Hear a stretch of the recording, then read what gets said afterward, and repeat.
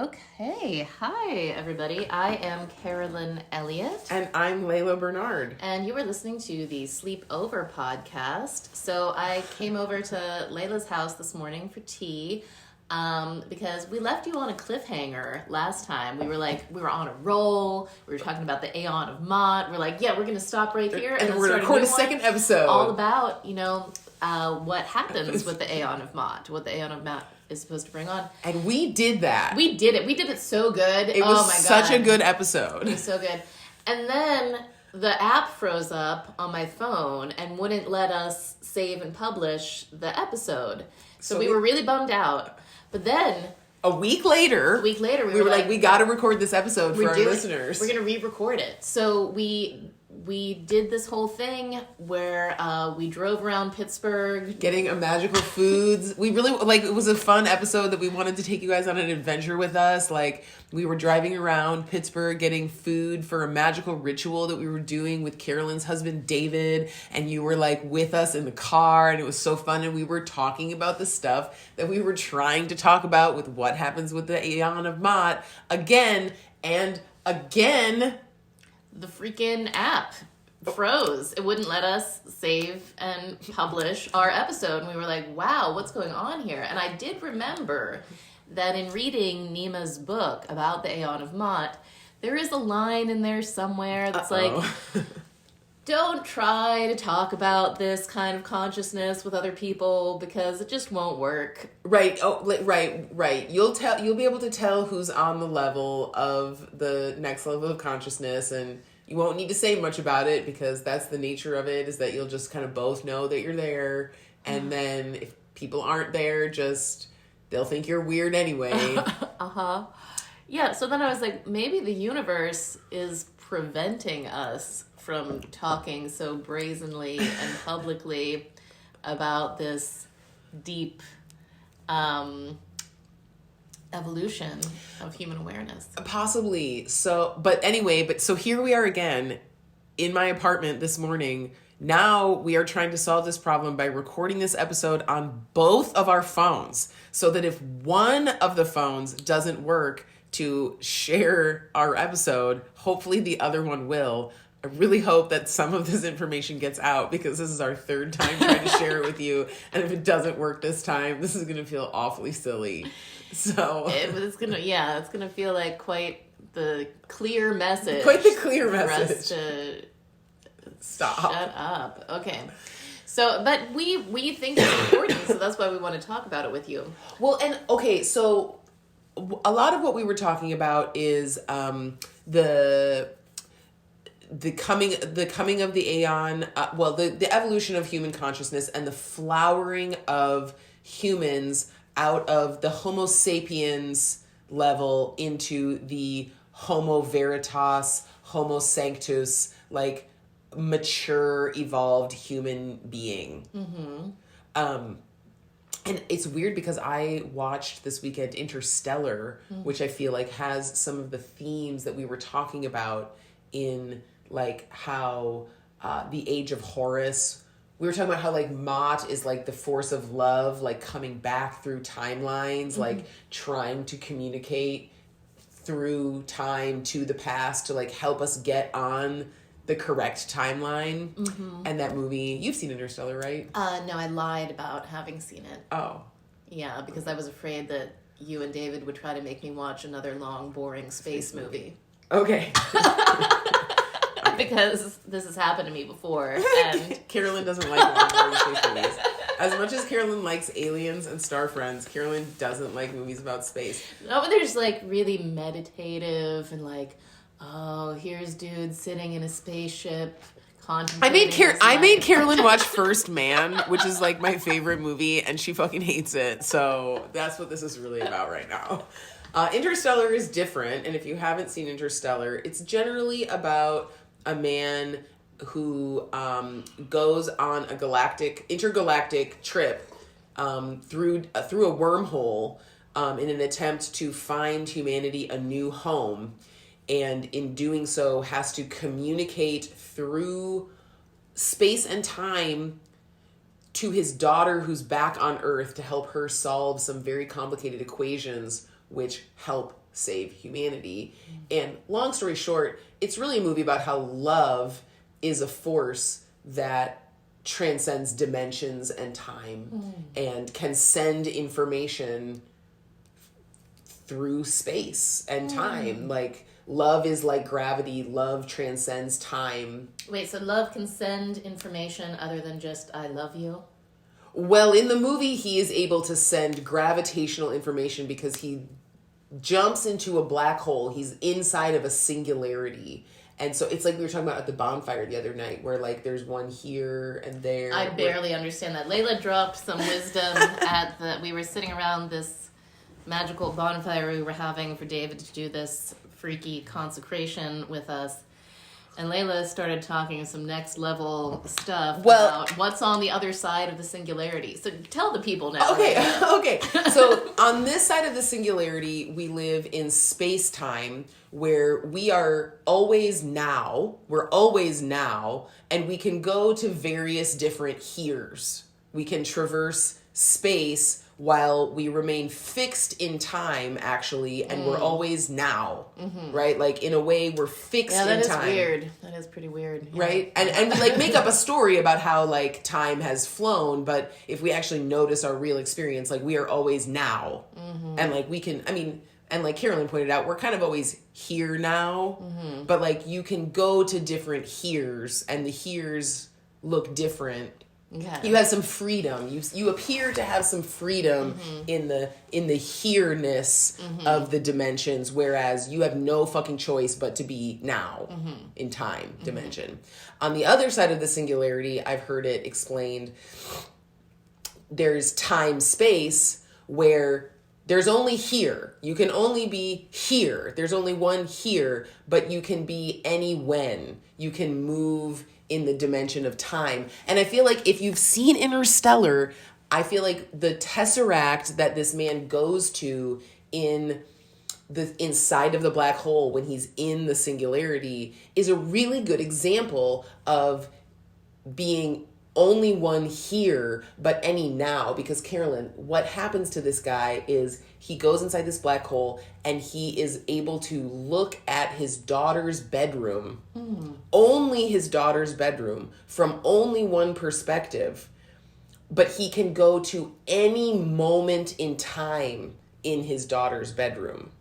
So he can, like, there's like this whole weird like maze,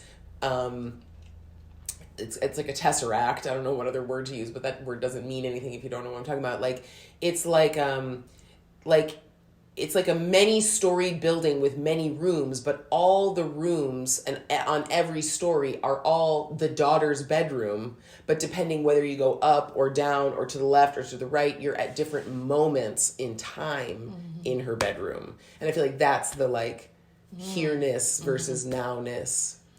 Anyway, yeah, that is so weird. Freaky weird stuff. Anyway, so the point is that he's able to go through this singularity and through the force of his he's able to be there through the force of his love for his daughter. He like finds her room in all the universe inside this black hole because he like loves his daughter and is able to communicate with her. And I think, I mean, and it's interesting because also in the movie they talk about how like, oh, there's these space aliens who like made this wormhole for us, and like, oh, these space aliens made this tesseract for us.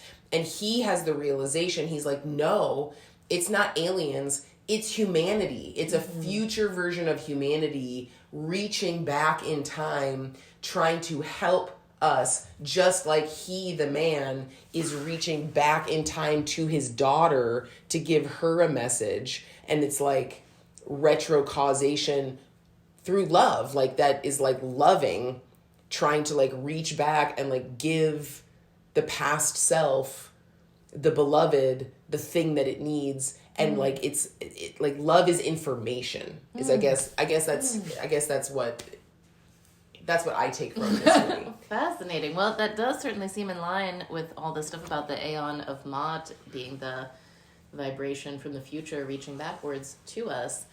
And so the notion is that the incoming vibration of the Aeon of Ma'at is trying to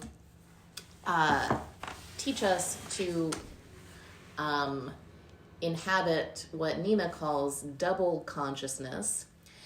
And here we go. This is where it's going to get messed up. This is where this is the we forbidden knowledge. This is the forbidden knowledge. Okay, it's called double consciousness, and she talks about this. She has a name for the whole, like the personality that the whole human race becomes. Maybe it should remain nameless. Maybe that's where we're getting in trouble. All right, we're not going to tell you the secret name of the personality that the whole human race evolves into. So, the notion is that she expressed it so well, and I keep thinking about this ever since I read it because I just think it's so brilliant.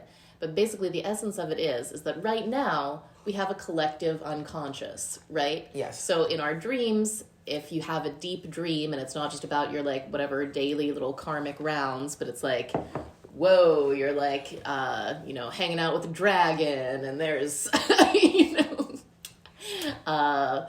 all sorts of potent archetypal stuff goes on in our dreams, right? It's part of our collective unconscious. So Nima says that what happens with the evolution is that we, instead of having a collective unconscious, it evolves into a collective consciousness. So if you think about it, like why this is so fascinating is because currently most of humanity is unconscious about their deep connection to the rest of humanity and the planet and the universe and God. Like most people, I mean, it's sad, and I don't mean to terribly, terribly generalize, but I think it's true. Like, most people, especially, and they've been, horribly spiritually abused by our non-culture, are just like walking around thinking that like, this plane of reality is the real one and that, there's nothing after death, whatever, they're just their own individual selves. And, it's very, very weird. And there's only humans are people, like animals and plants and places aren't people, anyway. It's actually like deeply alarming for me to even really go into this. And most people don't remember their dreams at all. Right. I watched that Marie-Louise von Franz documentary, The Way of the Dream, and there's all these interviews with people. They stop people on the street, like, do you remember your dreams? What do you dream about? And like so many people are like, I don't remember my dreams. Why would I do that stupid shit? Right. What would be the point of that?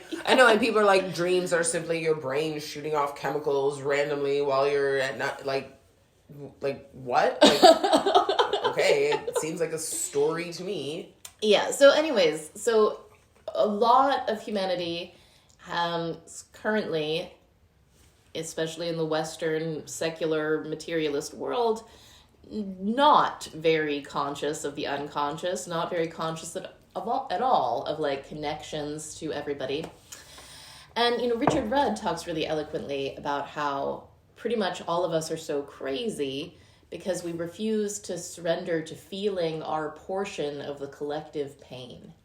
And that really, in order to be fully present in our bodies without like going into weird, psychotic, dogmatic stories about things or like, numbing ourselves out with substances or whatever, we have to be just willing to completely stand in and feel that pain and know that that's like, that pain doesn't mean that we're wrong or bad. It means that we are connected to the whole, which is feeling this pain. Oh, wow. That's deep. Yeah. That's deep, Richard. It's real deep. I hope you're listening. And I feel like that is also like what Nima is pointing to. It's like the whole effort to like cut ourselves off and be like, well, I can be over here and I can have my nice, happy little situation. And yeah, people are suffering over there, but they suck. I don't care about them. It's like, it's like, no, actually, like coming to the point where we truly, like, we've never really been able to do that. Like, it's never, and we've gotten to such an extreme of people trying to do that. Like, these billionaires building themselves these underground bunkers. Right, imagining that they could exist without the whole of everything. Yes. And so that weird fantasy has kind of like reached its extreme limit. And sort of we're at the enantiodromia point where we start making the collective unconscious that connects us all much more conscious and become aware that we are all simultaneously, just faces of each other, essentially. Right, we're all just experiencing the same thing, and all the world's collective pain belongs to everyone. Mm-hmm. Wow, Carolyn, this is deep. Yeah. And then we will know one another deeply. Yeah, well, yeah, because when we will, so like Nima talks about this, like we will have our compassion and our empathy developed to such a degree that it's just like, well, like we just won't want to hurt each other because we will feel each other so extensively and consciously when we stop repressing that connection into the unconscious. And I was, actually, it's interesting, part of the ritual that David was doing with us the other night involved referencing the wild hunt. And the wild hunt was this thing that happened in Europe throughout, primeval times, basically, where between Halloween and winter solstice, there would be these roving bands of people, wearing masks, who would be possessed by the ancestors. And the roving bands of people would come through the town, and you would have to, give them whatever they wanted. Food, wine, basically satisfy them, or else they would destroy your town.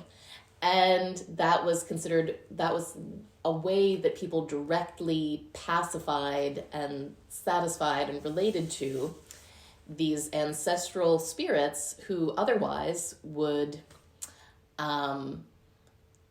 apparently, if you don't give ancestral spirits a real outlet like that, then your culture is just filled with suicide and depression and anxiety, which is what we currently have. And crazy and insane violence. Insane disconnected people, which is our present situation. So anyways, I was just thinking about how much more skillful people in ancient tribal cultures were with working with these elements of the collective unconscious and like purposefully giving them some airtime. Just you guys you run through our town. We'll give you what you want. Like, what is it? What do you need? Mm-hmm. Yeah, food, music. We'll make a party for you. We'll like. I think there was a lot of sex involved. Probably a lot of sex. Yeah, probably. Like you walk into someone's house and you're like, you. I want you right now. You're a sacrifice to the ancestors. And you're like, well, see, ancestors. What can you say? Right. So exactly. So, but it was, it was a communal ritual. It was an agreed upon understood thing. It was... you have to appease the gods. Yes, and there's been no appeasing of the gods for a very long time. No. Pretty much none. No. And we are in a bad situation here. So anyways, like, I'm very... the mechanics of exactly how this... Well, it's okay. So when I think about people who... like in our present state of being Homo sapiens, right? There are people who manage to reach this level of deep, compassionate consciousness. They've integrated themselves so thoroughly that they are not, they are deeply in relationship with everything and everyone and behaving in a really attuned way and not alienated and fragmented. And those are people who are succeeding in doing the great work. Yes. And that's historically, that's always been a relatively small percentage of the population who, not only experiences some sort of communal integration via whatever the rituals of the culture, but themselves internally manages to integrate all of it, all the freaky stuff going on in the world, to the point that they're able to be, just so present and so loving and so in tune.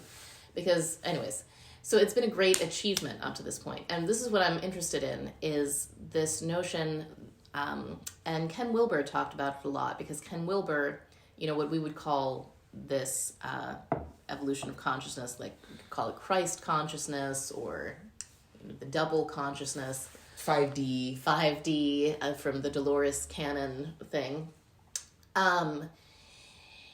Ken Wilber called it integral consciousness. And I remember watching some videos from him, and he was saying that there's a tipping point for a culture to move from one level of consciousness to another. And he has all these graphs with colors and everything. And you have to get 3% of a population at the new level of consciousness, and then you see a very rapid, like, mass rippling of it out through the rest of the culture. And by his idea, right, 3%, you need 3%. And the videos that I was watching from him were like a few years ago, and he was saying like, currently 1.5% of the world is at integral consciousness, and we need 3% to have a complete overhaul of the consciousness on the globe. So I find that, very beautiful. I think he's right. I think there's a lot of reason for a lot of optimism. 1.5% people at integral consciousness is a lot. That's like 1.5 people for every 100 people that you encounter in a day. Like, that's a lot. Like, you probably meet someone. Yeah. You probably pass someone on the street. Yeah. And in fact, the world has been getting spiritually more awesome. Like, right? I know we've been going through all these travails, but I do remember what it was, at least... No mud, no lotus, Carolyn. Yeah, no mud, no lotus.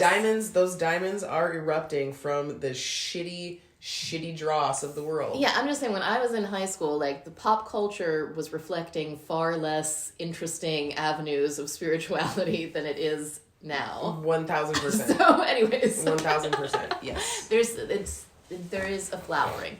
And I saw a sign in my dream recently. It was a literal sign. It was like a billboard, and I took a picture of it with my dream phone because I wanted to show it to Layla, but dream phones don't work when you wake up. You can't text the pictures of your dream phone.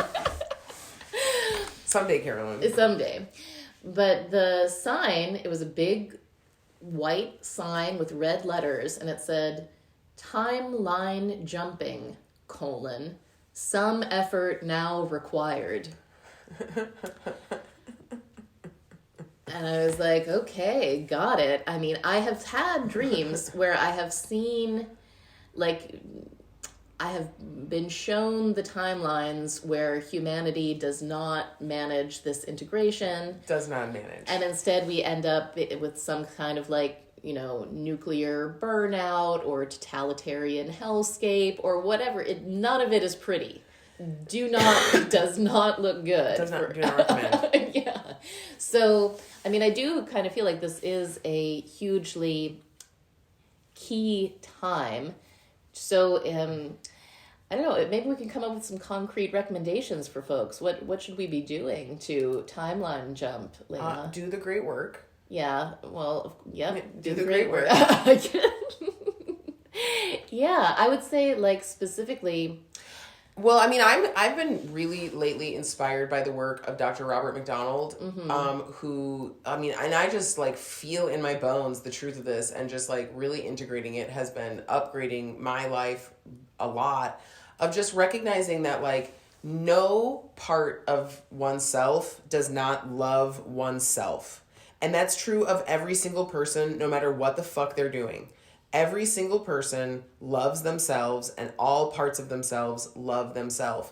And I think, like, a really great, and I think that that's, like, part of, becoming the new flowering humanity, is realizing, like, we all fucking love each other. Like, how could I not? Like, you're my sister, right. You're my brother, you're, like, we're family. Like, whether we're completely expressing that love in the most harmonious and functional way possible, we're not doing that right now, but, like, the essence is that we are deeply in love with one another. Yeah. And so, like, I think just a simple exercise is, like, if you catch yourself in a behavior that you're like, oh my God, I'm so fucking annoyed with myself, this is so irritating and, like, destructive, or, like, I wish this wasn't happening, just, like, pausing and being like, hold up, psych, this part of me doesn't hate me. This part of me is not trying to be a problem for me. This part of me loves me. It's like being an annoying brother. It's being an annoying part of me right now. It doesn't know what it's doing, but it's trying to love me and taking a minute to be like, what is the loving intention behind this part of me's action? And I think even also extending that outwards to other people. Like when other people are acting super fucking irritated, asking oneself like, what is the possibly loving intention that this person is having through their action? What are they trying to get at? That is so, so gorgeous. So, everybody, if you're listening right now, today is October 20th, Thursday, October 20th, and at 6 p.m. Eastern tonight, Laila and I are doing this awesome event called Pillow Talk on existential kink and waking up. You can find the link to join and register for that in my Instagram bio. If you click the link tree, it says free masterclass, Pillow Talk. You can register for that and join us tonight. We will be doing a guided existential kink meditation, talking about how existential kink relates to the great work. We're going to have participants from Sleepover Mystery School 2022 live. It's just going to be great, and it's going to give you a real taste of the mind-blowing, heart-melting joy that is Sleepover Mystery School. So do come and join us for that. And yeah, we'll be talking to you soon. So thank you so much for listening, everybody. Okay, bye-bye. Bye.